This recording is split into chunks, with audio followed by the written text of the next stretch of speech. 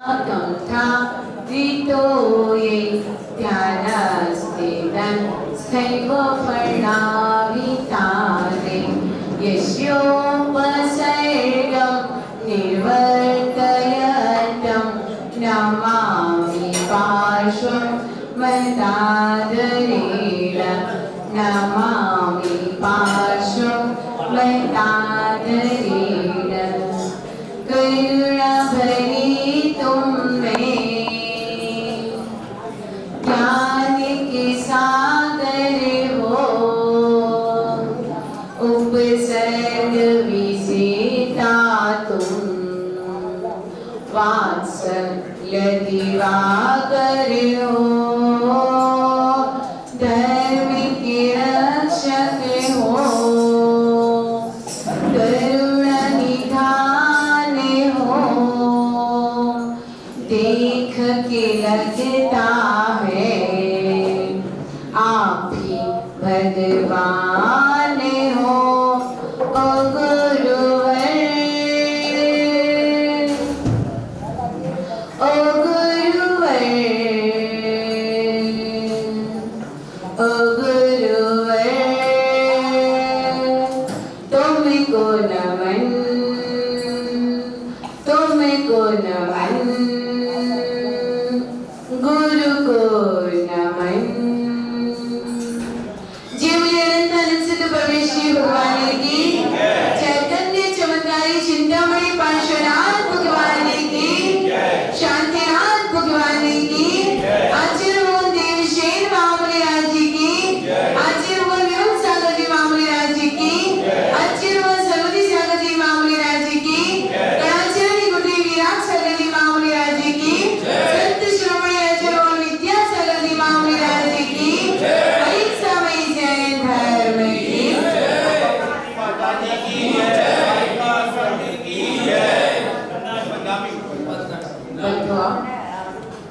आप सभी ने बहुत मनोयोग से अरिहंत देव की पूजन की,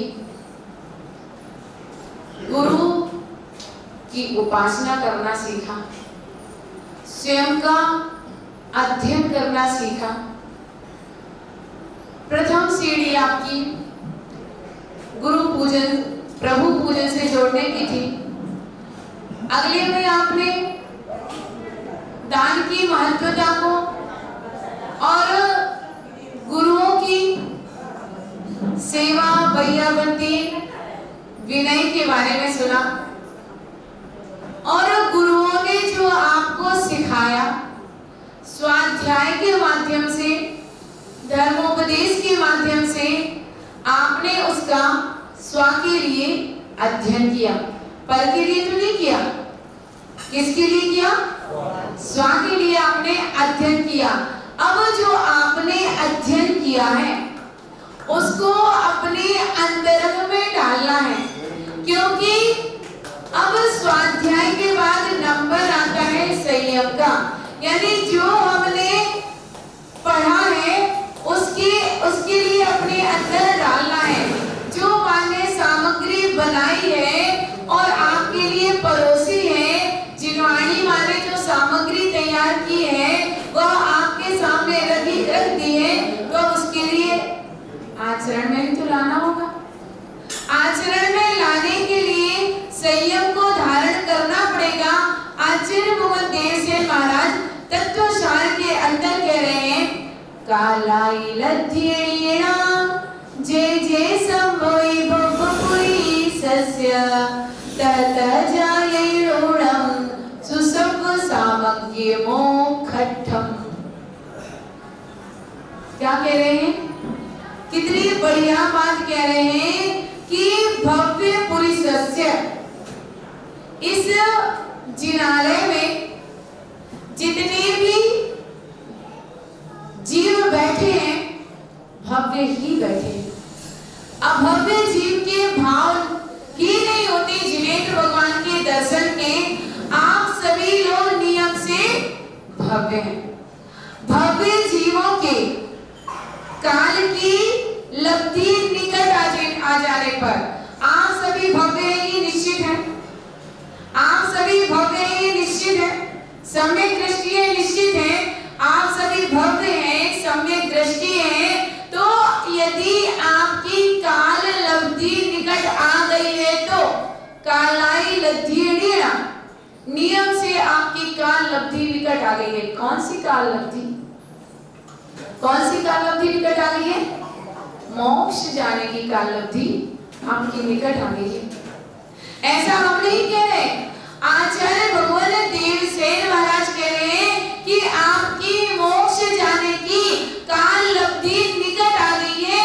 यदि आपके लिए पता चल जाए कि मेरी टिकट मोक्ष की गति है तो आपके लिए हर्ष होगा कि विषाद होगा? हर्ष होगा ना, विषाद तो नहीं होगा। आपकी हालत वैसी तो नहीं हो जाएगी जैसे सुअर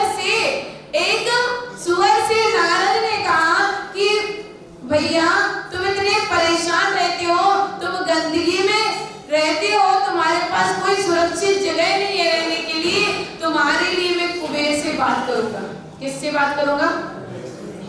आपके लिए कुबेर से बात करूंगा कि स्वर्ग में आपके लिए बहुत अच्छा स्थान रहने के लिए दिया जाए। स्वर्ग क्या पूछता है? स्वर्ग कैसा होता है? अरे स्वर्ग कैसा होता है?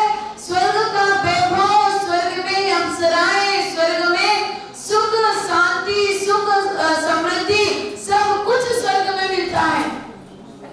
कीचड़ मिलता है क्या? नालियां मिलती है क्या? गंदगी मिलती है क्या? ची ची ची, क्या बात कर रहे हैं? स्वर्ग में यह सब नहीं मिलता। आप क्या पूछोगे? मोक्ष में इंद्रिय सुख मिलते हैं क्या? मोक्ष में मन को प्रसन्न करने वाले सुख मिलते हैं क्या? जैसे सुअर गंदगी के लिए पूछ रहा है, यदि आपके लिए भी वही भावना है तो यह भी गंदगी ही है। इंद्रिय सुख छोड़ने योग्य है, कीचड़ छोड़ने योग्य है, कीचड़ को भी छोड़ना है, इंद्रिय के सुख को भी छोड़ना है। आपकी काल लब्धि निकट आ गई है। पुराने लोग ऐसा कहते थे कि खीर को छोड़ महेरी को न्यारे। याद है किसी को ये कहावत? खीर को छोड़ महेरी को न्यारे, यानी जिसके बुरे दिन आ गए हो उसके लिए खीर नहीं सुहाती, उसके लिए महेरी सुहाती है। महेरी कैसे बनती है भैया? चावल, मट्ठा और नमक को पकाया जाता है तब महेरी बनती है। तो खीर कैसे बनती है? खीर कैसे बनती है? चावल, दूध और मीठा। चावल, दूध, मीठा से खीर बनती है और नमक, चावल और मट्ठे से महेरी बनती है। मट्ठा जिसमें से सब कुछ सार निकाल दिया गया है, सब कुछ सार जिसमें से निकाल दिया गया है जो बेकार हो गया है। पुराने के समय में मट्ठा बिकता नहीं था, मट्ठे के लिए ऐसे दे देते थे लोग कि ले जाओ ये जिसको चाहिए वो मट्ठा। मट्ठा पैसे में नहीं मिलता था। क्यों? अब उसमें बचा ही क्या है? सब मक्खन निकल गया। अब तो वो जिसके लिए महेरी सुहाती है, जिसके लिए खीर छोड़ के महेरी अच्छी लगती है, ध्यान रखना जिसको महेरी टेस्टी लगती है उसमें टेस्ट आता है। दोनों कटोरी आपकी थाली में रखती है, आपका हाथ पहले किस में जाता है? यदि महेरी में पहले हाथ गया तो सोच लेना कि आपके बुरे दिन आने वाले हैं, और यदि खीर की तरफ आपका हाथ गया तो अच्छे दिन आने वाले हैं, अच्छे दिन आने वाले हैं। तो चलिए, आप सभी को महेरी नहीं खाना है, आप सभी को अपन खीर खिलाते हैं। महेरी खाने वालों को यहाँ बैठा है क्या? है? आपको पता है ना, आजकल की नई बहुओं को महेरी पसंद आती है। वो थोड़ी खट्टी लगती है, उसके लिए उसकी वो महेरी पसंद आती है। क्यों? पाश्चात्य संस्कृति की ओर बढ़ रही है, बुरे दिन आने वाले हैं, इसीलिए उसके लिए महेरी पसंद आती है। लेकिन पुरुषों के लिए खीर ही पसंद आती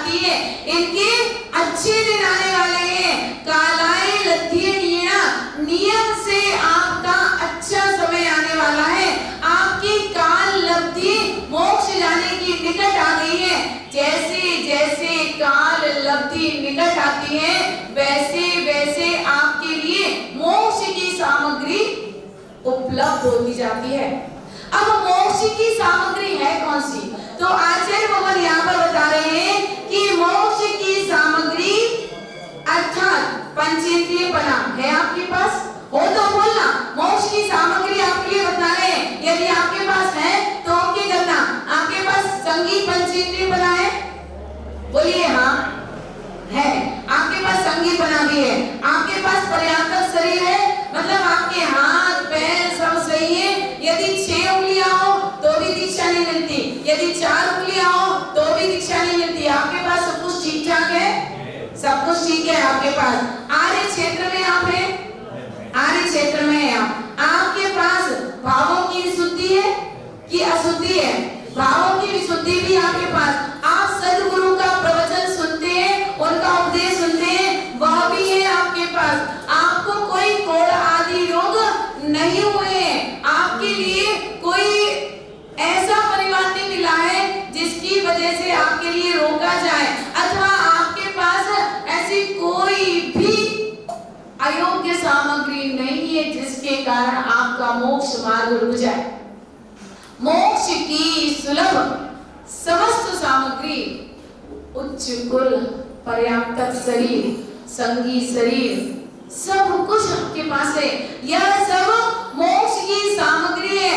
अब मोक्ष की सामग्री का इस्तेमाल करना है आपके लिए। मोक्ष की सामग्री आपके लिए प्राप्त हुई है।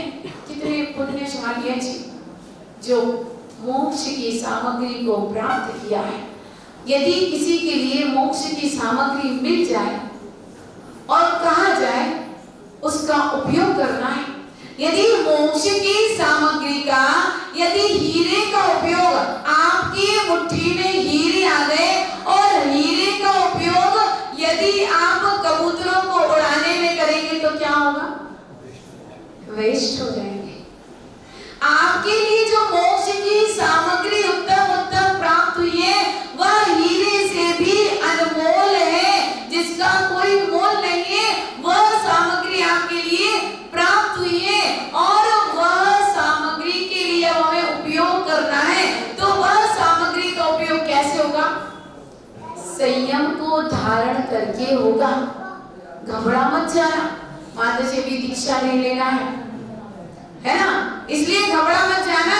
दीक्षा दिला रहे, दीक्षा नहीं दिला रहे। अभी तो ये श्रावक के ही सेट आवश्यक चल रहे हैं। देव पूजा, गुरुपासना, स्वाध्याय, संयम, अभी श्रावक की ही कथा चल रही है। साधु की कथा बाद में करेंगे, पहले आपकी कथा कर ले। तो संयम का पालन करना है। संयम 2 प्रकार का होता है, इंद्रिय संयम और प्राणी संयम। इंद्रिय संयम और प्राणी संयम यानी सठ निकाय के जीवों की रक्षा करना, ये हो गया प्राणी संयम। और 5 इंद्रिय और मन को वश में करना, ये हो गया इंद्रिय संयम। इसमें हमें कोई भी दिक्कत नहीं है। क्यों? इस स्पर्शन इंद्रिय में जो भी आसक्त हुआ है उसके लिए गड्ढे में गिरना पड़ा है। एक हाथी के लिए जब वश में किया जाता है, करना होता है, तो उसके लिए क्या करते हैं? एक जंगल में बहुत बड़ा गड्ढा खोदा जाता है, उसके ऊपर से घास भी जाती है, उसके ऊपर एक कागज की हथनी रख दी जाती है, खड़ी कर दी जाती है। और जैसे ही हाथी उस साइड आता है और जैसे ही हथनी को स्पर्शन करने की कोशिश करता है, जैसे ही हथनी के पास पहुंचता है तो गड्ढे में गिर जाता है। ध्यान से सुनना, हथनी को स्पर्शन करने के भाव से गड्ढे में गिरा।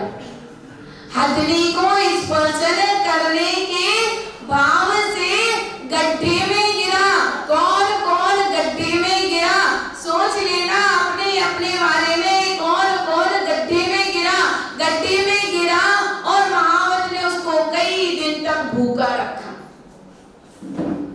फिर कई दिनों के बाद थोड़ा थोड़ा भोजन देना शुरू किया। अब जब महावत उसके लिए भोजन देने के लिए आता था तो वह हाथी क्या विचार करता था कि यह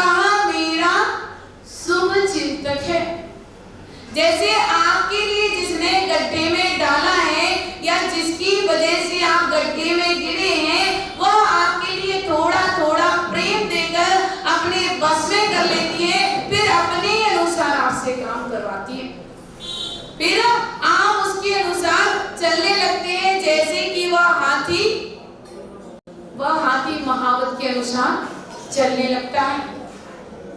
बंधुओं, एक स्पर्शन इंद्रिय के विषय भोग के कारण आपके लिए उम्र कैद की सजा हो गई, या फिर यूं कहें जिंदगी भर के लिए आप दूसरे के नौकर बन गए।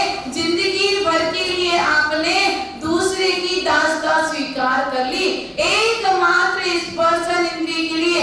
अब स्पर्शन इंद्रिय के लिए उम्र कैद की सजा हो गई। अभी तो एक ही इंद्रिय की बात हुई है, पांचों इंद्रियों की बताएंगे तो घबरा जाओगे।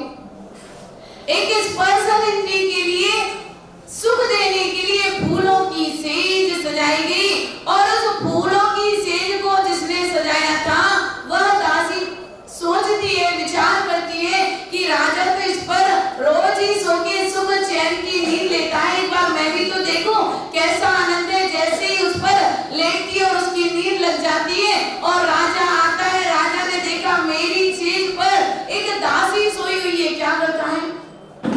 कोड़ों की मार भयंकर मारता है। जितने कोड़े पड़ते हैं उतनी दासी हंस रही है, मुस्कुरा रही है, खिलखिला रही है। राजा पूछता है तुझे कोड़े की मार पड़ रही हो, तुम मुस्कुरा रही है, हंस रही है, आखिर क्यों? वह दासी कहती है कि राजन, मैंने कुछ क्षण के लिए इन फूलों की सेज का सुख भोगा, थोड़े समय के लिए फूलों की सेज का सुख भोगा कि मुझे इतने कोड़े पड़ रहे हैं। आप तो रोज रोज इस फूलों की सेज के सुख भोगते हैं, आपके लिए कितने कोड़े पड़ेंगे। मैं इसलिए हंस रही हूँ कि जो मुझे इतने कोड़े बरसा रहा है, थोड़े समय के इतने कोड़े तो रोज रोज के कितने कोड़े, मुझे सजा देने की जरूरत नहीं है। मैं आपको क्या सजा दूंगी? आपकी करनी को आप स्वयं भुगतेंगे। सिर्फ स्पर्शन इंद्रिय के कारण, रसना इंद्रिय के कारण सारे दिन दिमाग में यही चलता है, अभी सुबह क्या बनना है, शाम को क्या बनना है। यूट्यूब खोलती है, उसको देखती है, फिर उसमें से बनाती है। पूरा दिमाग यूट्यूब खोल के भोजन बनाने में, अब कैसा क्या बनना है, पति को खुश रखना है। विशेष रूप से कब आपको खुश रखा जाता है? जब इनके लिए कोई सोने चांदी की सामग्री या फिर कोई मायके संबंधी बात करनी हो, तो आपके लिए खुश करने के लिए स्पेशल डिश बनती है। यूट्यूब चलता है, आपका स्वाध्याय उसमें चल रहा है, और उसमें से एक एक बात को सीखकर आपने इनके लिए भोजन तैयार किया। अरे यदि उसी मोबाइल में से आप कुछ ऐसी चीज देख लेते जो आपके मोक्ष मार्ग में, मोक्ष की तैयारी करवाने में, मोक्ष की टिकट करवाने में, अच्छा मोक्ष का नाश्ता तैयार करने में आपका सहायक बनता, तो आपका कल्याण हो जाता। लेकिन आपने यूट्यूब खोला तो क्यों? भोजन की सामग्री तैयार करने में। अब सब कुछ है। जब दांत थे तो चलाने थे, जब चलाने तो दांत नहीं है। मतलब जब अच्छा सामग्री खाने के लिए नहीं थी, तब बहुत इच्छा होती थी खाने की, और खाने को नहीं मिलता था। आज खाने के लिए सब कुछ सामने रखा है। जब खाने के लिए नहीं था तब इच्छा होती थी और खा नहीं पाते थे, और आज सब कुछ खाने के लिए रखा है पर खा नहीं पा रहे। क्यों? डायबिटीज, शुगर हो गई है। डॉक्टर ने मीठा खाने के लिए मना किया है, डॉक्टर ने ज्यादा तेल का खाने के लिए मना किया है। अब कोशिश ऐसी रहती है कि कोई देख ना पाए और कहीं से वह सामग्री खाने के लिए मिल जाए। बुंदेलखंड की कहावत है कि अचतनिया पचतनिया और आ जाए सामने सो रसगुल्ला। एक खाने में आनंद आता है, दो मिल जाए तो और आनंद आता है, चार मिल जाए तो और आनंद मिल जाए। अब जब क्वांटिटी बढ़ रही है तो आपकी क्वालिटी भी खुशी में बढ़ रही है। जब एक में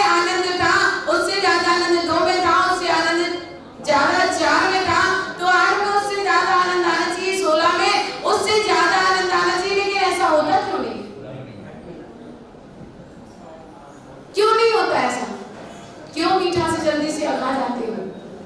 हैं? उतना ही जितना पचा सको। यदि पचाने से ज्यादा खा लिया तो आपके लिए नुकसान कर जाएगा बंधुओं। लेकिन ऐसी आपकी जीभ है कि वह भक्ष अभक्ष सब कुछ खाने के लिए तैयार रहती है। कहते हो कि घाटी उतरे माटी, इस जीभ में जब तक सामग्री है तब तक स्वाद आ रहा है, और जब यहाँ से अंदर चली गई फिर काय का स्वाद आ रहा है? कोई चीज का स्वाद नहीं आ रहा। लेकिन पुरुषार्थ कितना करते हो, पुरुषार्थ कितना करते हो, उसको बनाने के लिए कितना पुरुषार्थ करते हो। बंधुओं ध्यान रखना, चौके में कम से कम आइटम बनाना। आप लोग बहुत सारा सारा बना लेते हो और फिर थाली दिखाते हो। मेरे अंदर में तो बस एक ही विचार आता है कि आप चार चार थाली दिखाकर हमारी परीक्षा कर रहे हो, परीक्षा कर रहे हो। जैसे दीक्षा के पहले दीक्षार्थी की परीक्षा होती है, उसके लिए मेहंदी भी लगती है, उपटन भी लगता है, श्रृंगार भी होता है, फिर गोद भराई में पंचमेवा डाले जाते हैं, रुपए पैसे डालते हैं। यह सब किसकी परीक्षा है? दीक्षार्थी की परीक्षा है कि कहीं उसका उसमें दिमाग दो। जितना डालते हो उतना वह निकाल के सबकी गोदी में भरता चला जाता है। आपके भी कभी संयम के भाव हो, आपके भी कभी संयम के भाव हो। परीक्षा है। पंचमेवा आपकी गोदी में पड़े हुए, महिलाओं ध्यान से सुनना, आपकी गोदी में किशमिश भी है, काजू भी है, बादाम भी है, पिस्ता भी है, छुआरे भी है, आपकी गोदी भरी हुई है और 50 लोग खड़े हैं कि मुट्ठी बांटना है सबको। बांट पाओगे अच्छे से? बदलाओ अच्छे से बांट पाओगे? मुट्ठा भर भर के सबको बांट पाओगे? नहीं बांट पाओगे। जैसे द्रव्य चढ़ाते हो ना, द्रव्य कैसे चढ़ाते हो? द्रव्य कैसे चढ़ाते हो? ऐसे चढ़ाते हो, ऐसे चढ़ाते हो, हैं? ऐसे चढ़ाते हो, वैसे ही दोगे सबको। द्रव्य चढ़ाने में कितनी कितनी कितनी कंजूसी करते हो आप। जैसे मुट्ठी भरी और धीरे धीरे हाथ खिसकते थोड़े से दाने बचते। भरत चक्रवर्ती जब पूजन करता था, क्या पूजन करता था कि कहते हैं कि द्रव्य के पहाड़ लग जाते थे, ऐसे वह पूजन करता था। लेकिन आपसे छूटती नहीं है सामग्री। दीक्षार्थी की परीक्षा है कि उससे सामग्री छूट रही है कि नहीं छूट रही है। चौके में परीक्षा करते हो, चौके में परीक्षा करते हो। चार चार सब्जियां, दो दो तीन तीन प्रकार की दाल, कड़ी, लचका, और उसके बाद मीठा, नमकीन, पूरी, पराठे, सब कुछ। क्यों रोज रोज परीक्षा करते हो? रोज रोज परीक्षा देंगे, रोज रोज परीक्षा देंगे। कहाँ तक आप परीक्षा करोगे? हम जवान तक परीक्षा देंगे। आप लोग की सोच बन गई है कि साधु के लिए इतना अच्छा देना चाहिए। कोई साधु के लिए इतना अच्छा रोज जरूरी नहीं है। आप बताइए, आप सोचोगे किसमें एनर्जी आती होगी, तो तले पदार्थों से कौन सी एनर्जी आती है? कौन सा उसमें विटामिन मिल रहा है? कोई डॉक्टर बैठे ना पे? कौन सा उसमें प्रोटीन मिल रहा है तले पदार्थों में? नहीं मिल रहा है ना। कोई प्रोटीन नहीं मिल रहा, कोई ऐसा अच्छा पदार्थ नहीं मिल रहा, बल्कि नुकसान ही करने वाला है, नुकसान ही करने वाला है। सात्विक आहार साधु के लिए बताया है, लेकिन आप दुनिया भर का बना के रख देते हो।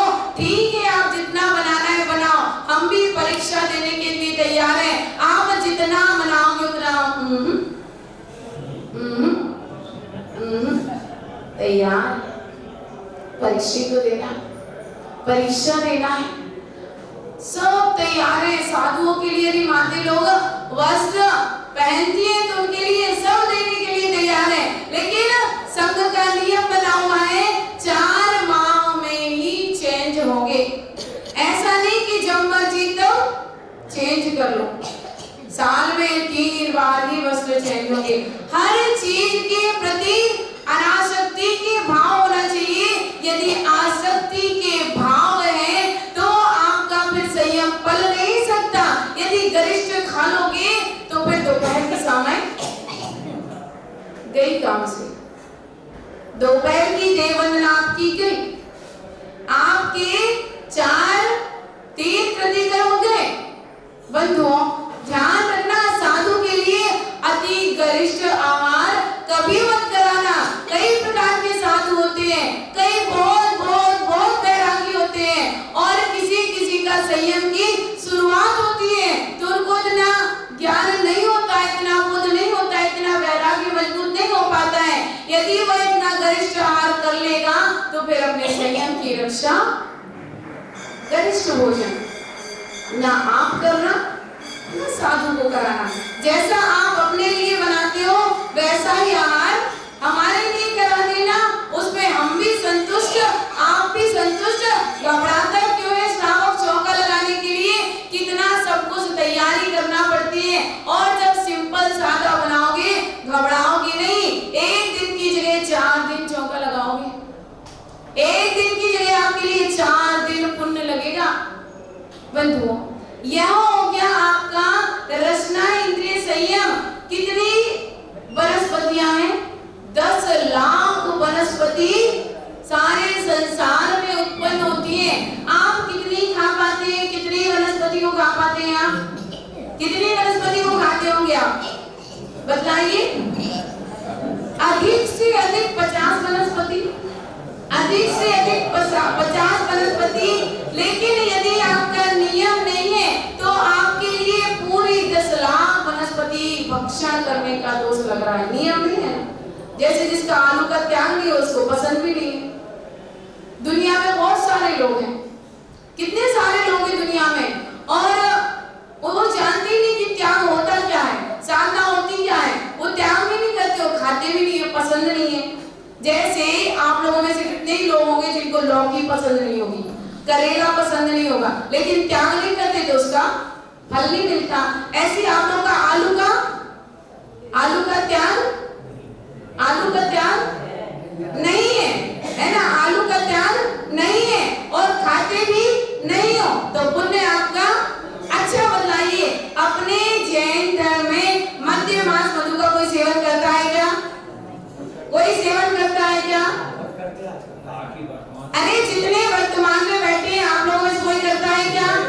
आपने नियम लिया क्या? नियम लिया है, नियम लिया है, नियम लिया है। सबका नियम है, जितने बैठे हैं सबका नियम है।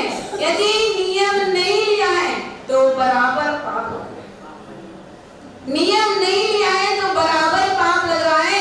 इसलिए इसी वक्त जिसने नियम ना लिया हो, नियम ले लेना। आजीवन के लिए मद्य मांस मधु धूम्रपान इत्यादि सप्त व्यसनों का मेरा जुआ खेलना, मांस मद वेश्यागमन शिकार, चोरी पर रमणी रमण, सातों व्यसन निवार। नहीं करते ना? नहीं करते ना सप्त व्यसन? नियम लिया क्या? नियम लिया, नियम लिया। देखो मोक्ष मार्ग की सामग्री आपके पास है, बस आपके लिए उसका ज्ञान करा रहे हैं। सब सामग्री आपके पास रखी है, जो बुरी बातें हैं उसको हटा रहे हैं, बस झाड़ू लगा रहे हैं। तो अपन का सप्त व्यसन का त्याग, मध्य मास मधु का अपन पंचुदंबर फल खाते ही नहीं है, त्याग है ना? बड़ पीकड़ कटुमर अंजीर पाकर त्याग है। कई लोगों का त्याग नहीं होगा, उसका अपन सेवन भी नहीं करते, लेकिन अपन का उसका त्याग भी नहीं है तो अपन को बराबर उन चीजों का दोष लग रहा है। बंधुओं इसी प्रकार से हर चीज का प्रमाण कर लेना। आपका काम चल जाता है 50 जोड़ी ड्रेस में, महिलाओं का काम चल जाता है 100 जोड़ी ड्रेस में। आपसे डबल चाहिए पड़ता है इनको, क्योंकि पार्टियां ज्यादा अटेंड करती है तो इनके लिए 100 जोड़ी। इतना नियम ले लेना, वरना दुनिया में जितना कपड़ा बन रहा है सबका दोष लगेगा, जितना सोना चांदी है खदानों में सबका दोष लगेगा। यदि आपने 50 ग्राम 100 ग्राम 1 किलो तक के सोने का नियम ले लिया तो दुनिया की अपार संपदा से आप बच जाएंगे। जैसे भरत चक्रवर्ती के पास 6 खंडों का राज्य था, देशव्रती था, देशव्रती था। 6 खंड के बाहर की चीजों का उसका। आपके पास कितने खंड हैं?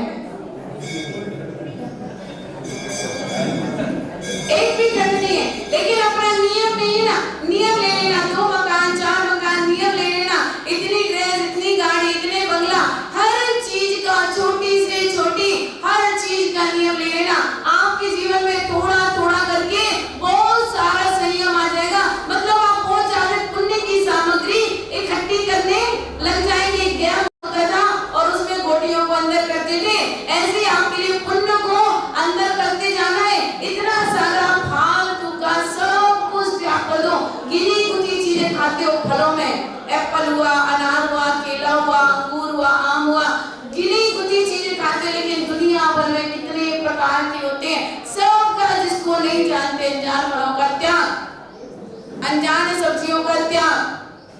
बंधु, इसमें बहुत पुण्य लगता है। आपको पता है ना, एक कौवे के मांस का त्याग किया था किसने? किसने किया था? पूर्वा भेल ने। आगे चलकर क्या बना था? हाँ, सुनाई नहीं दिया? महावीर भगवान। एक कौवे के मांस के त्याग से कितना पुण्य इकट्ठा हुआ। आप, हम कह रहे हैं ना, आपका बहुत ज्यादा रास्ता तय हो गया है, आपके पास अब पूरी मोक्ष मार्ग की सामग्री बिल्कुल इकट्ठी रखी है। बस क्या करना है? बस क्या करना है? एक छलांग लगाना है, एक छलांग लगाना है। सब कुछ सामग्री आपके पास तैयार है, बस उसमें घुस जाना है। उस सामग्री को अपनी समझकर, अपनी मानकर उसको ग्रहण कर लेना है। बस आपका मोक्ष मार्ग तैयार हो गया, प्रशस्त हो गया। अब आपको सिद्धालय जाने में कोई रोक नहीं सकता, बशर्ते कब? जब जाना चाहो, जब आलू त्याग करना चाहो। सबका आलू त्याग है, सबका आलू त्याग है। एक सुई की नोक के बराबर आलू का स्कंद, इतने छोटे स्कंद में असंख्यात आवास, आवास मतलब रहने का स्थान, एक एक आवास में असंख्यात असंख्यात कुलबियां, एक एक कुलबी में असंख्यात असंख्यात अंडर, एक एक अंडर में असंख्यात असंख्यात निगोदिया जीव, और इतने से आलू के स्कंद के निगोदिया जीव यदि कबूतर बन के उड़ जाएं तो तीनों लोक में नहीं समाएंगे। हम नहीं कह रहे, कौन कह रहा है? जिन आचार्य ने तिल्लोय परिणति ग्रंथ लिखा है, तिल्लोय परिणति ग्रंथ में वो गाथा है आलू की छोटी सी सुई की नोक के बराबर स्कंद में इतनी जीव राशि। आप लोग कहते हो ना, माता जी सब लोग दीक्षा ले लेंगे तो संसार खाली हो जाएगा। कहाँ संसार खाली होने वाला है? इतनी सी नोक के बराबर आलू के स्कंद में इतने जीव हैं कि कबूतर बन के उड़ जाए तो तीनों लोक में ना समाए। फिर कहाँ बात करते संसार खाली हो जाएगा? आप काहे को सारे संसार की चिंता करते हो? आप तो मात्र मात्र मात्र स्वयं की चिंता करो। जिसने स्वयं की चिंता की है वह भवगति पार हुआ है, और जिसने पूरे संसार की चिंता की है वह संसार में ही घूमता रहा है। संसार में घूमना नहीं है, सिर्फ स्वयं की। आलू का त्याग कर दिया, कर दिया। कोई नहीं खाता, इतने में कोई नहीं खाता आलू। कितने भाभी जी हो ना, भाभी जी हो ना, इतना सा आलू का स्कंद, उसमें इतने जीव, एक पूरे आलू में कितने जीव, और पूरी सब्जी खाली कितने जीव, और दिन भर में कितने आलू खाए, महीना भर में कितने आलू खाए, साल भर में कितने खाए, अभी तक की जिंदगी में कितने खाए। पूरा पेट कब्रिस्तान बन गया, पूरा पेट कब्रिस्तान बन गया। सद्विचार आएंगे तो कहां से आएंगे? उत्तम विचार आएंगे तो कहां से आएंगे? उत्तम विचार लाना है तो अनुत्तम चीज को त्याग कर दो। उत्तम विचार अंतरंग में लाना है, अंतरंग के लिए शुभ बरगणाओं से भरना है, अपने रोम रोम के लिए शुभ बरगणाओं से भरना है। साधु जन भी भरते हैं शुभ बरगणाओं से, आप भी भरते हैं। आप अशुभ बरगणाओं से भरते हैं, साधु शुभ बरगणाओं से भरते हैं। आपने अभक्ष से अपने शरीर को पुष्ट किया, और साधु ने शुभ अच्छे पदार्थों से, जैसा अंदर है वैसी एनर्जी, जैसा बीज बोया वैसे फल की उत्पत्ति। साधुजन जब ज्ञान अमृत का आहार करते हैं, कैसा आहार करते हैं? पूरे शरीर से अशुभ सामग्री को निकालते हैं। कैसे अशुभ सामग्री को बाहर निकाला जाता है? आपके अंदर बहुत सारी अशुभ सामग्री, नेगेटिव बहुत सारी ऊर्जा आपके अंदर भरी हुई है। अब नेगेटिव ऊर्जा को बाहर निकालना है। जब तक अंतरंग मेरा खाली नहीं होगा, जिसमें कांच के टुकड़े जिस घड़े में भरे हैं, जब तक उनको हम फेंकेंगे नहीं, तब तक उसमें अपन हीरो को नहीं भर पाएंगे। हमें हीरे बनना है तो कांच के टुकड़ों को बाहर निकाल के फेंकना है। हमें अच्छी ऊर्जा अंदर ले जाना है तो बुरी ऊर्जा को बाहर फेंकना है। और फिर कैसे? पूरी अंतरंग की नेगेटिव ऊर्जा को बाहर निकालने के लिए हमारे यहाँ पर पंच परमेष्ठी का वाचक ओंकार है। और ओंकार के माध्यम से अंदर की सारी नेगेटिव ऊर्जा बाहर आती है। कैसे आती है?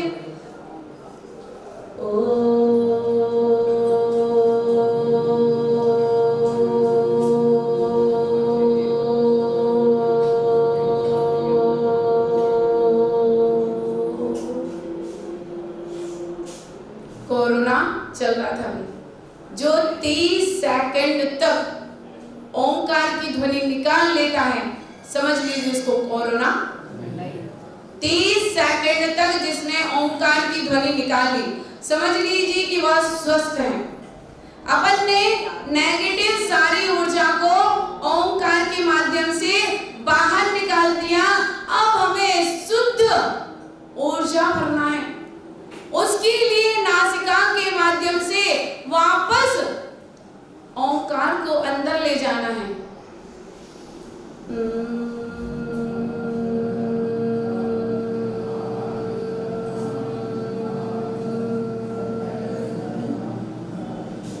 जब बड़ी बड़ी योग की और ध्यान की क्लासें चलती हैं, तब पॉजिटिव ऊर्जा को, नेगेटिव ऊर्जा को बाहर और पॉजिटिव ऊर्जा को अंदर ले जाते हैं। उसके बाद ध्यान की सिद्धि साधुगण श्रावकों के लिए कराते हैं। ध्यान कैसे किया जाता है फिर सिखाते हैं। अपना अंतरंग पवित्र हो गया और अपने अंतरंग में पॉजिटिव ऊर्जा पहुंच गई, फिर हमारे अंदर से अच्छे विचार निकलेंगे।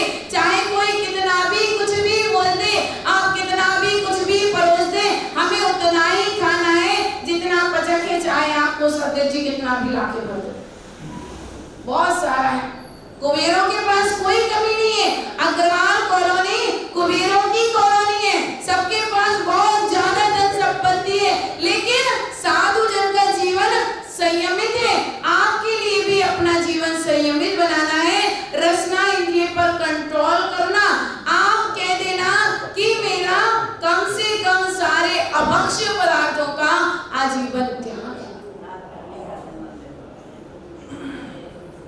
अभक्ष्य पदार्थों का त्याग है। वरना रसना इंद्रिय के लिए अपन ने देखा कि मछली के लिए थोड़ा सा आटा खिलाने के चक्कर में तालाब में डालते हैं। कांटा में आटा फंसा लेंगे, कांटा को डालेंगे और जैसे ही मछली उस आटे को खाने के लिए आएगी और उसमें फंस जाएगी, इन मछलियों ने, इन क्या कहते हैं, मछुआरों ने बहुत सुंदर सुंदर सामग्री आपके सामने परोसी और अच्छा भोजन करा के अपने आपके लिए बस में कर लिया और फिर आपसे मनमाना काम करवाया। वो मछली ने अपना जीवन समाप्त किया, आपने अपनी स्वतंत्रता समाप्त की। आपने अपनी स्वतंत्रता समाप्त की। ठीक है, यदि बार बार पूछे ना कैसा लगा, ठीक है, ठीक है। और जब पूरा भोजन कर लो तब भी पीछे लगे ना, ठीक है, अब तो गया नीचे, अब तो सब मट्टी हो गया। ठीक, अनासक्त भाव होना चाहिए। हर चीज में यदि अनासक्त भाव रखोगे तो वास्तव में बहुत मोक्ष आपका एकदम निकट है। अपन ने स्पर्श इंद्रिय और रसना इंद्रिय पर कंट्रोल कर लिया, घ्राण इंद्रिय पे आप लोग कंट्रोल किए हुए हो। आप लोग को कोई परफ्यूम की जरूरत नहीं है। कोई, इतने सारे लोग बैठे, बिल्कुल भी परफ्यूम की महक नहीं आ रही। और किसी शादी पार्टी में जाओ, जिसके पास खड़े हो अलग अलग परफ्यूम की खुशबू आती है। लेकिन यह बहुत अच्छा है कि जिनेंद्र भगवान के जिनालय में कोई भी परफ्यूम लगा के नहीं आता। ये बहुत बहुत बहुत अच्छी आप लोगों की बात है। कम से कम भगवान के मंदिर में इसका त्याग करते हैं। क्यों? एक भौरा परफ्यूम में बैठ जाता है, गुलाब में बैठ जाता है अथवा कमल में बैठ जाता है, उसकी खुशबू में ऐसा आसक्त होता है कि भूल जाता है दुनिया को, उसी में आसक्त है। भूलो ना दुनिया को, हम तो चाहते हैं आप आसक्त हो। भूल जाओ दुनिया को और आसक्त हो जाओ। किसमें आसक्त होना है और किसको भूलना है? आसक्त हो जाओ। ये फूल है, ये सुगंध है, इसमें ही सारा रस भरा हुआ है, इसमें ही सारी शहद भरी हुई है। यदि आपको भौरे बनना है तो इनके भौरे बनो, इनके चारों ओर मंडराओ। यदि फूल में मंडराओगे तो फूल धोखेदायक है, आपको उसमें बंद कर लेगा और आपके प्राण उसी में निकल जाएंगे। आप किसी की सुगंध से प्रभावित नहीं होना। यदि प्रभावित होना ही है तो जिन धर्म की महक से प्रभावित हो जाना, सम्यक की महक से प्रभावित हो जाना और दुर्गंध से कभी ग्लानि नहीं करना। क्योंकि यदि किसी भी साधु की सेवा वैयावृत्ति करना है तो भैया वह अदंत धावन नाम का मूल गुण है उनका। मंजन नहीं करता, मुंह से स्मेल आ सकती है, उनका स्नान नहीं होता, शरीर से स्मेल आ सकती है, बस आती नहीं है। चले जाना किसी भी साधु संत के पास, आप 5 दिन ना नहाओ, अपने शरीर की दुर्गंध को देखना। साधु जीवन में नहीं जाते नहाते, उनके शरीर की दुर्गंध को देखना। उनके शरीर से दुर्गंध नहीं आती, अपितु सुगंध आती है। और आपके शरीर से यदि कोई डोली वाला, सब में से खर्ची गए हो, यदि कोई डोली वाला आपके बाजू से निकल जाए फिर कितनी स्मेल आती है? क्यों? बंधुओं, सुगंध संयम की होती है, सुगंध साधना की होती है, तप की होती है, आराधना की होती है। साधुजन कोई भी परफ्यूम नहीं लगाते, कोई भी साबुन नहीं लगाते, ना ही स्नान करते हैं, ना ही अपने शरीर को रगड़ते हैं। लेकिन फिर भी आप कहते हो कैसा तेज, सारे तेल लगाते हो, फिर भी चेहरे पर तेज नहीं है और कोई भी तेल नहीं लगाते। आज किसी की फोटो लगी है, दिख रही है? कैसा तेज, कोई भी दुनिया की सामग्री नहीं लगाते, फिर भी तेज। यदि आपका पुण्य होगा तो आपका तेज आपके चेहरे पर दिखाई देगा। और यदि आपका पुण्य नहीं है, कितनी भी साबुन लगा लो, कितनी भी क्रीम लगा लो, कितने भी प्रकार का लोशन लगा लो, चाहे सुबह ककड़ी को घिसो, चाहे शाम को एलोवेरा घिसो, चाहे सोते समय क्या लगाते हो पता नहीं है? एक सोते समय की क्रीम आती है, सुबह फिर पानी से चेहरा धो लो। भैया लगाई नहीं है कभी, देखा नहीं कभी, लेकिन जो आते हैं ना वो कहते हैं क्या ये घिनापन सा कर रहे, क्या ये घिनापन सा कर रहे, भूतनाथ सा चेहरा बना के रखा है ना? तो समझ में नहीं आता ये सब क्यों करते हो? अपने चेहरे का तेज, आचार्य सरस्वती सागर जी महाराज के चेहरे से डर लगता है, इतना तेज, कुछ पूछना हो तो ऐसे हाथ कपते थे। आचार्य सरस्वती सागर जी का प्रगाहन हो गया, ऐसे खड़े बिल्कुल। अब लोग परिक्रमा लगाने लगे, किसी को परिक्रमा नहीं लगाने दी। फिर प्रयास किया लोगों ने परिक्रमा नहीं लगाने दी। इतना डर लगता था और पीछे से आचार्य विराग सागर जी आकर आचार्य भगवान सरस्वती सागर जी महाराज के पीछे आकर खड़े हो गए। फिर बोले सब परिक्रमा लगाने लगे, रोम रोम पुलकित हो गया। एक साथ गुरु शिष्य पड़क गए, पूरे जितने भी लोग खड़े थे रोम रोम पुलकित हो गए। भजन मुख से निकलने लगा, तालियों की गड़गड़ाहट सुनाई देने लगी। कितना सुंदर दृश्य है, कोई भी मेकअप नहीं करते, कोई भी, वो आप लोग भजन गाते हो ना, ना कोई कोई क्या श्रृंगारना, मोतियों के हार, वो कौन सा है वो है, फिर भी कितने सुंदर हो प्रभु जी, कितने सुंदर। सुंदरता लाना है, सुगंध की चीजों का त्याग करो। सुंदरता लाना है, सुगंध की और फालतू की चीजों का त्याग करो। पार्लर जाने का त्याग करो। हम तो विचार करते थे सिर्फ महिलाओं के पार्लर होते हैं, लेकिन अब बॉयजों के भी पार्लर यहाँ पर दुनिया में दिखने लगे। हमने कहा दुनिया इसी सब में नष्ट होना है। करती रहो श्रृंगार, करती रहो इस शरीर की पूजा, करती रहो इस शरीर की उपासना, करते रहो इस शरीर के ही सत्कर्म, सारे सत्कर्म, सारे सत्कर्म सुबह से लेकर शाम तक सारे सत्कर्म यदि होते हैं तो इस शरीर के ही होते हैं।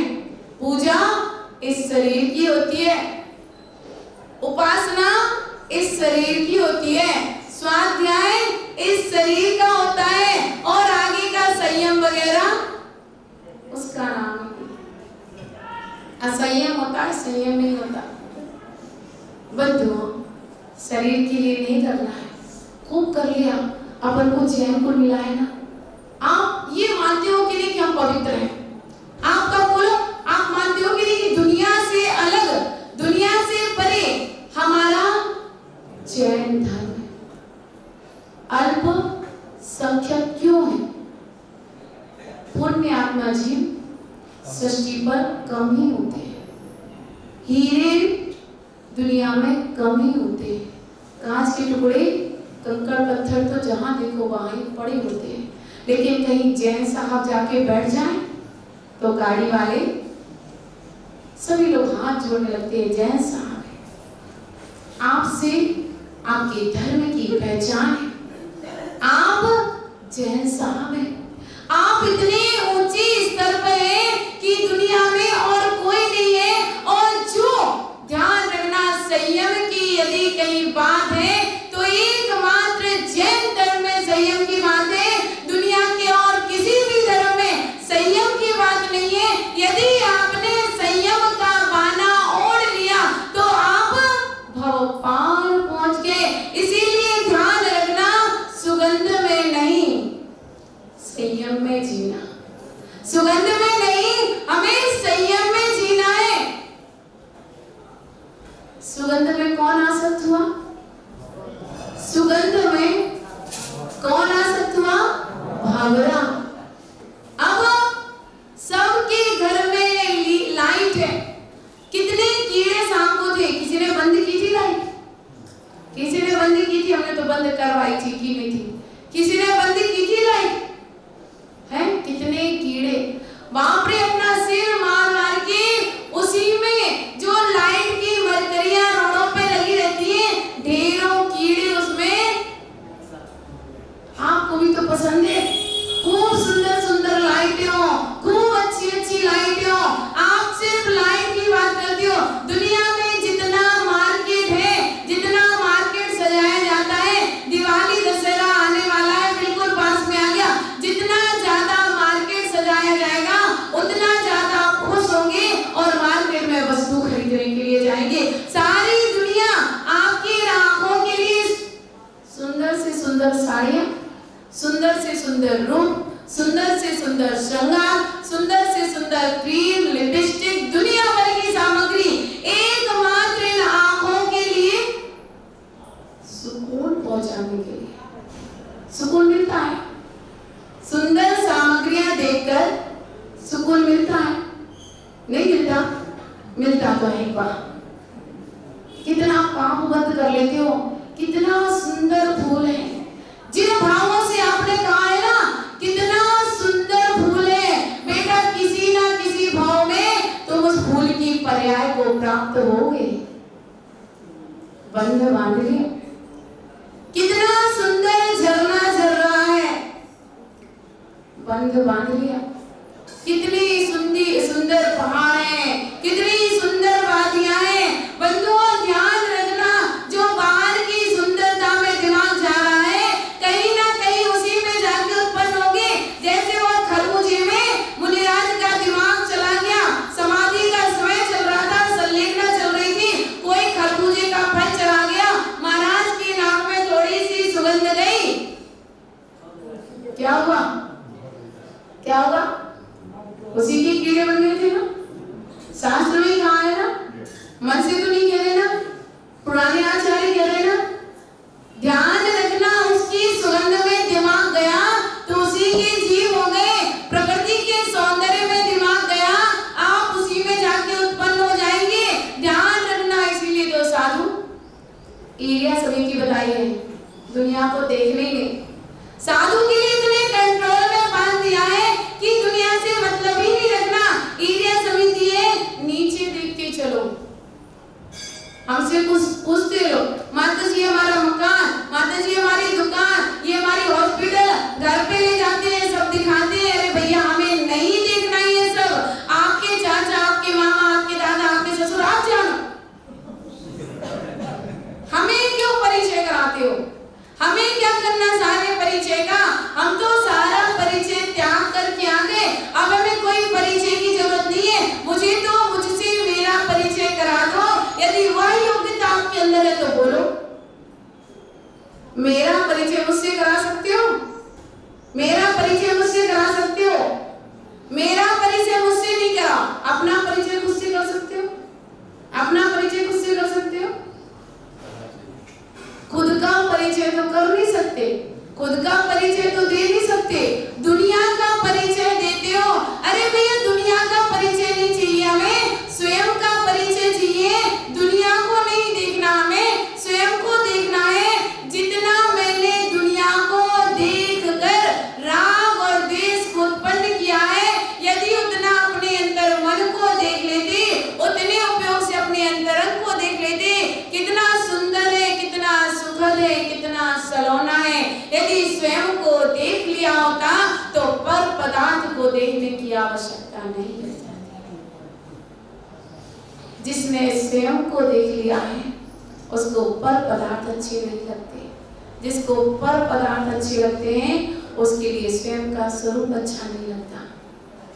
अग्रवाल कॉलोनी की भव्य आत्माओं, मार्केट अच्छा लगता है, घर अच्छा लगता है, गाड़ी बंगला अच्छी लगती है, पत्नी अच्छी लगती है, बच्चे अच्छे लगते हैं।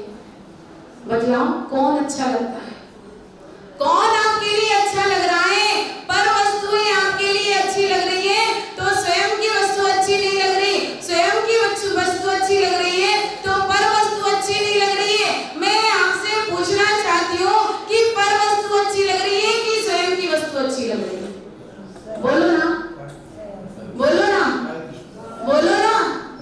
एक दो जन बोल रहे हैं, मतलब जितने बोल रहे हैं वही निकट भव्य, वही निकट भव्य। जो नहीं बोल रहे वो दूर भव्य। आपके लिए संसार की सामग्री अच्छी लग रही है कि स्वयं की सामग्री अच्छी लग रही है? स्वयं को देखने का प्रयास करना है कि दुनिया की सामग्री को देखने का प्रयास करना है? एक बार बतला दो, एक बार बोलो, सही बतलाओ। आपका आप तो सुंदर है कि दुनिया सुंदर है? कौन सुंदर है? कौन सुंदर है? मेरा भगवान। कौन? अंदर बैठा हुआ मेरा भगवान, अंदर बैठा हुआ।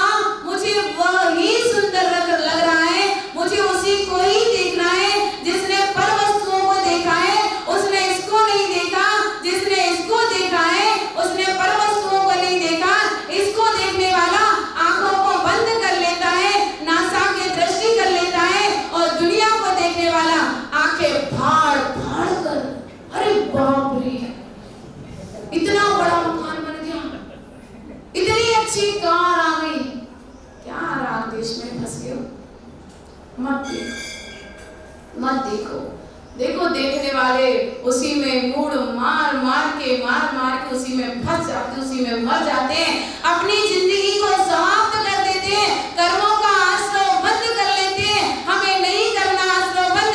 क्या रखा है? फालतू में टीवी देखते हो, फालतू में मोबाइल देखते हो, पता नहीं क्या सब नकली है, सब नौटंकी है।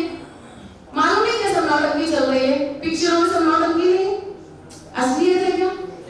कौन सा नाटक चल रहा है जो सबसे अच्छा है अभी वर्तमान में? हमें नहीं पता भैया।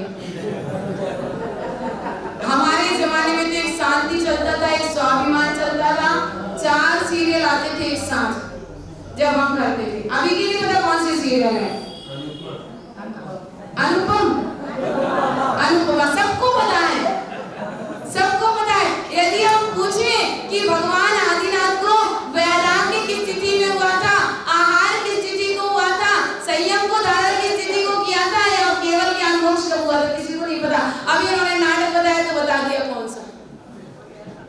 ये तो नौटंकी है, आपकी भी नौटंकी चल रही है, उनकी भी नौटंकी चल रही है। कैमरे के सामने जब तक नौटंकी चल रही है और कैमरे से साइड हुए तुमने अपना पसीना पोंछ लिया, उनका खेल खत्म। लेकिन आप सोचे कल क्या होने वाला है? कल अब कौन है उसमें, कौन हीरो है कौन हीरोइन हमें नहीं पता है, किसके साथ क्या होने वाला है आपके लिए कल का इंतजार है। बेचारी के साथ ऐसा हो गया, नहीं होना था, उसके साथ उसने ऐसा कर दिया, उसको नहीं करना था, अब बेचारा वो राज बब्बर बुरा हो गया और बेचारा वो अमिताभ बच्चन अच्छा हुआ।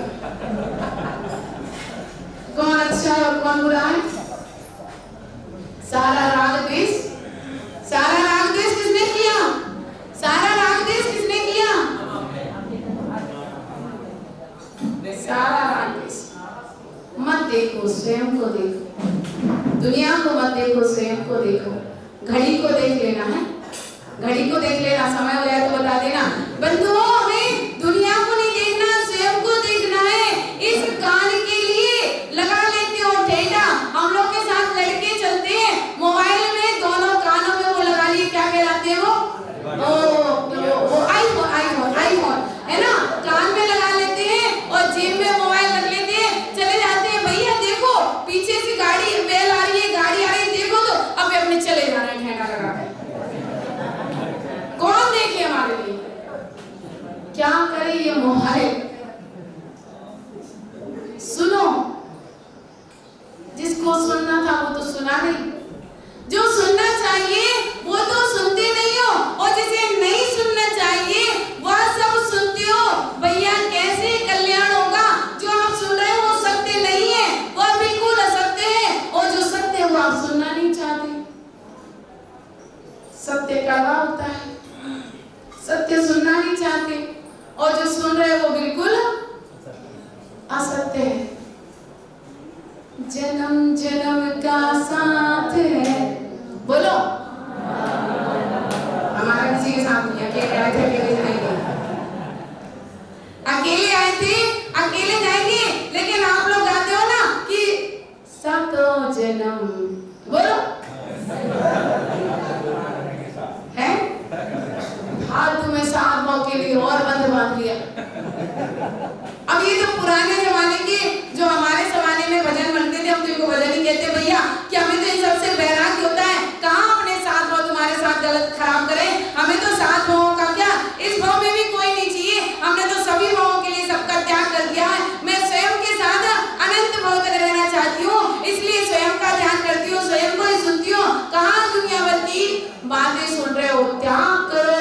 वह देखो वामी के अंदर है ना, लेकिन सुंदर ध्वनि सुन सुनकर बाहर आ जाता है और सपेरा के पास आकर कैद हो जाता है, अपनी स्वाधीनता खो देता है। हिरण बांसुरी की आवाज सुनकर सामने आ जाती है, शिकारी के गोली का निशाना बन जाती है। एक एक इंद्रिय में आसक्त होने वाले सभी जीवों की कहानी आपके सामने है, लेकिन आप एक में आसक्त नहीं है, आप तो पांचों के पांचों में आसक्त हैं। आपकी क्या दुर्दशा होगी? एक एक में फंसने वालों की दुर्दशा दयनीय है, और जो पांचों में फंसाओ उनकी दुर्दशा आपकी नहीं होना है। आप भव्य हो, आपके पास मोक्ष मार्ग की सब सामग्री है, ना नाग के पास है, ना हाथी के पास है, ना कीड़ों के पास है, ना पतंगों के पास है। जिस जिस की कहानी सुनाई है उनके पास मोक्ष मार्ग की सामग्री नहीं है, लेकिन आपके पास मोक्ष मार्ग की सामग्री है। क्यों? आपके पास मन है। पांचों इंद्रियों को तो बस में कर लिया, अब मन को और बस में कर लो। बड़ा बेकार है, बड़ा चंचल है। बंदर का स्वभाव कैसा होता है? बंदर का स्वभाव कैसा होता है? और यदि बंदर के लिए थोड़ी सी मदिरा पिला दी जाए तो क्या होगा? बोलो ना, और चंचल हो जाएगा। और यदि उसके लिए बिच्छू काट ले तो और ज्यादा चंचल हो जाएगा। और यदि उसके लिए कोई बेहतर बाधा हो जाए उसका पैर जमीन पे ही नहीं टिकेगा, उछलता ही रहेगा, उछलता ही रहेगा, उछलता ही रहेगा। ऐसा ही आपका मन है कि आपका मन दुनिया भर में उछलता ही रहता, उछलता ही रहता, उछलता ही रहता है, शांति से बैठते ही नहीं है। कैसे बैठे? आपके लिए जिन सिद्ध हुआ है। क्या जिंद को जानते हो? जिंद वो कैसा होता है? हाँ, हमारे कमंडल की जैसा होता है। कैसा होता है जिंद? जैसा मेरा कमंडल है ना, वैसे जिंद होता है ना, और उसको रगड़ो, अब उसमें से कौन निकल के आएगा? वो जिसके बाल नहीं, मोटी सी थोंद, मोटा सा आदमी, वो निकल के आता है। काम बताओ, अब उसको काम बताओ।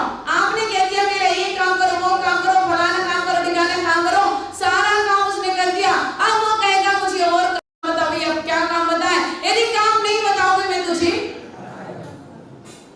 काम चाहिए। मन जिंद की तरह है, काम चाहिए, हर समय काम चाहिए। समझदार व्यक्ति था, सीढ़ी चढ़ो उतरो, सीढ़ी चढ़ो उतरो, सीढ़ी चढ़ो उतरो। आप लोग भी ये करते हो, मन के लिए काम दे दिया, सीढ़ी चढ़ो उतरो, सीढ़ी चढ़ो उतरो, सीढ़ी चढ़ो उतरो। जीवन में कभी मुनि, अनंत भाव में कभी मुनि नहीं बने होंगे, अनंत भाव में कभी यारिका नहीं बनी होगी। आपके जीवन की सच्चाई आपसे पूछ रहे हैं, कभी आपने मुनि नहीं बने होंगे, कभी आप बालिका नहीं बने होंगे।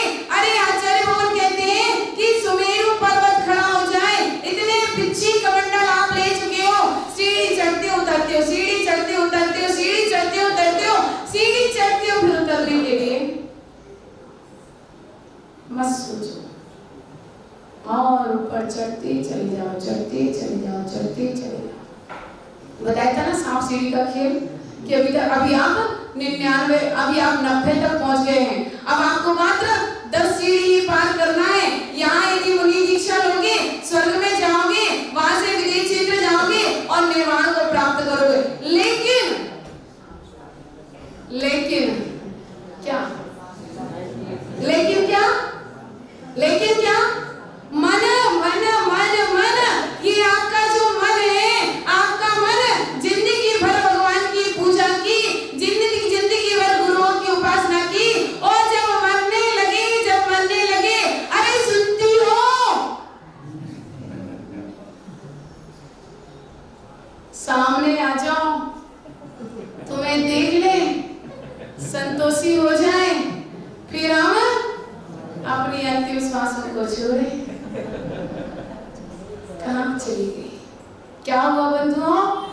अपना ये भाव भी इतनी सारी सीढ़ियां पार करके आए थे, क्या क्या पार करके आए थे। पृथ्वी का एक, अग्नि का एक, जल का एक, वायु का एक, वनस्पति का एक, त्रस्काय में 1 इंद्रिय, 2 इंद्रिय, 3 इंद्रिय, असंगी 4 इंद्रिय, और संगी 5 इंद्रिय, और फिर संगी 5 इंद्रिय, कितनी सारी पर्याय पार करके आए थे, और कितने सारे नीच गुणों को पार करके आए थे। और अब जाकर हम उच्च कुल में और साफ सुथरी पर्याप्त इंद्रियों के द्वारा, सुंदर शरीर के द्वारा जिनेंद्र भगवान के भक्त बन के बैठे हैं। और यदि लास्ट में कह दिया सुनती हो, सुनती हो, सुनती हो, उसने नहीं सुना, प्राण उसी में अटके रहे, प्राण उसी में अटके रहे। और यदि नहीं आ पाई तो चल दिए, है नहीं आ पाई तो चल दिए। जिसमें दिमाग रहा बंधुओं, ध्यान रखना, यदि उसी में दिमाग रहा, उसी के शरीर में समूर्छन पंचेंद्रिय जीव बनकर कहीं कांख में लिपटे रहोगे।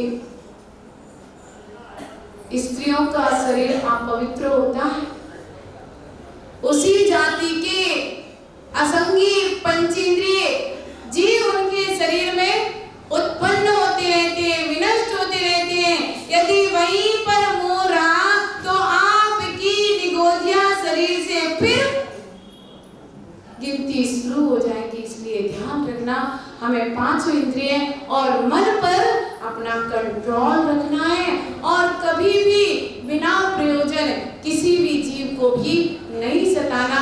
इसका आप लोग बहुत अच्छा प्रयास करते हो, पुरुषार्थ करते हो। आपका समय बहुत ज्यादा हो गया, बहुत ज्यादा हो गया है बंधुओं। बस अपन समाप्त करते हैं। संयम साधु जीवन का श्रृंगार है, संयम स्वर्ग का सोपान है, संयम मुक्ति का साधन है, संयम सुख का साधन है, संयम आचरण में आनंद ही आनंद है। जितना आपसे बने उतना संयम। कुछ तो विशुद्धि आई होगी प्रवचन सुनते सुनते, कुछ तो मन में परिवर्तन आया होगा, कुछ तो विचार किया होगा कि हमारी जो उपयोग की सामग्री नहीं है उसका हम त्याग करेंगे। कुछ तो विशुद्धि आएगी, कुछ तो नियम लोगे, कुछ तो संयम को धारण करोगे, कुछ मात्रा में आपका कल्याण तो होगा। बंधुओं आज से शुरुआत हो जाएगी, तो कल आप पूर्ण संयमी होकर दिगंबरत्व को प्राप्त करके सिद्धत्व को, अरिहंतत्व को प्राप्त करोगे। आपके अरिहंत और सिद्ध की यात्रा सानंद संपन्न हो। इसी भावना के साथ यह संयम हमारे जीवन का सोपान है। इसको अपने अंदर सजा के रखना, इसको अपने अंदर संजो के रखना, और जितना बने उतना संयम का पालन करके आप अपना भीत करना। और हे भगवान, मेरे जीवन के अंतिम श्वास तक एक मुझे अपना संयम ही दिखे और कुछ भी ना दिखे, जिससे मुझे भी मुक्ति की प्राप्ति हो। जय बोले खजा श्री शांतिनाथ भगवान के गुणे विराग जी मामुनि राजे जल चंदन अक्षत पुष्प चरो अरुदीप धूप भले अति लाभे पूजा गोठानत जो तुम जान सोलर भानत सुख पावे तीर्थंकर की ध्वनि गण करने सुनी अंग रचे सुन ज्ञान मई सोझने वाले वाणी शिव सुख दानी त्रिभुवन मानी। सरस्वती देवी नमः ललपत प्राप्ते अर्घ्यं देवपामिति शुभ भावों का निर्मल जल विनय भाव का है चंदन गुरुवंदन अक्षत है यह भक्ति सुमन का अभिनंदन। मन बस तन से आत्म समर्पण मोह क्षोभ का शमन करो परम पूज्य आचार्य शिरोमणि विराग सिंधु जी को नमन करो। ओम नमो परम पूज्य बुद्धिलिंग पद्माचार्य सूर्य गच्छाचार्य विमल की सर्वदा गणाचार्य गुरु विराग सगरी संदेश स्वामी आचार्य व विद्याचार्य महाराज जी वरे नमः अनंत पद प्राप्त है हम देवपामिति